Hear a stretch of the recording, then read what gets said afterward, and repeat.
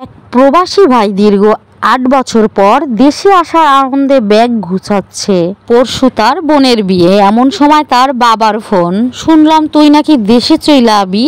ছেলেটি উত্তরে বলল, হ্যাঁ আব্বা, আমার ছোট্ট বোনের বিয়া আর আমি কি না আইসা পারি? তোর এখন আসার কাজ নাই, ঘরোয়াভাবে বিয়া, নতুন জমিদার টাকাও শোধ করা লাগবে, এই সময় এত টাকা খরচ করে আসার কি দরকার?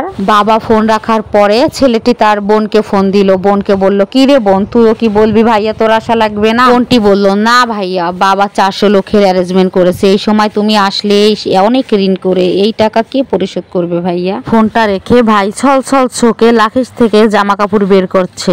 ভাই বোনের বিয়েতে দেশে যাবেন বলে ব্যাগ গুছালেন, এখন আবার সবকিছু নামিয়ে রাখছেন যে? চোখের জল মুছতে মুছতে ছেলেটি বলল, বাবা বিয়েতে 400 লোকের অ্যারেঞ্জমেন্ট করেছে, আমি গেলে তো একজন লোক বেশি হয়ে যাবে, আর এই একজনের দায়িত্ব বাবা নিতে পারবে না, তাই যাব না। কাজ শেষে ছেলেটি প্রতিদিন তার ছোট ভাইকে ফোন করে বলতো বাড়ির আশপাশটা একটু দেখা, কিন্তু ছোট ভাই বিরক্ত হয়ে ফোন রেখে দিত। অথচ সেই ছোট ভাই কি বাইক কেনার জন্য কিছুদিন আগে টাকা পাঠিয়েছে, নিজের অসুখ, প্রতিদিন রাতে খুব কাশতো।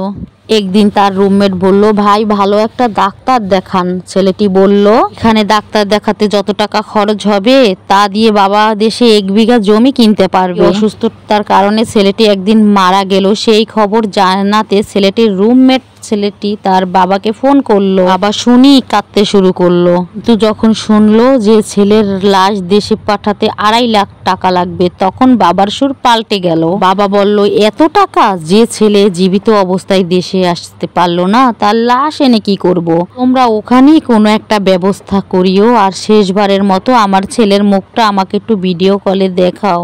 এরপর তার রুমমেট তার ছোট ভাইকে ফোন দিয়ে বলল, তুমি না হয় লাশটা দেশে নেওয়ার একটু ব্যবস্থা করো ভাই। তোরে ছোট ভাই বলল, ভাই আমার জন্য কোনো কিছুই করেনি, আর সেই উত্তর তার ছোট বোনও দিল। অথচ এই ভাই বোনের সকাল রাত বিদেশে বড় ভাই কামলা খেটে তারপরে দেশে শখ পূরণের জন্য সব সময় টাকা পাঠিয়েছে।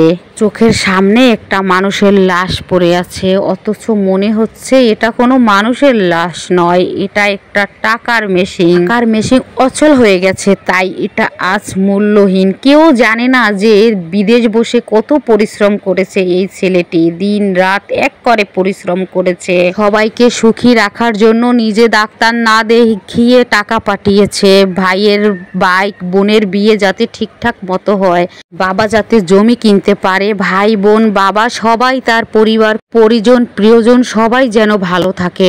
অথচ আজ তার মৃত্যুর পর তার লাশটা দেশে নেওয়ার মতো কারোর আগ্রহ নেই। অথচ যখন জীবিত ছিল ফোন দিয়ে, ছোট ভাই বাইক লাগবে, বোন আমার এটা লাগবে সেটা লাগবে, এখন সে মরে গেছে, তার তো কোনো মূল্য থাকবেই না।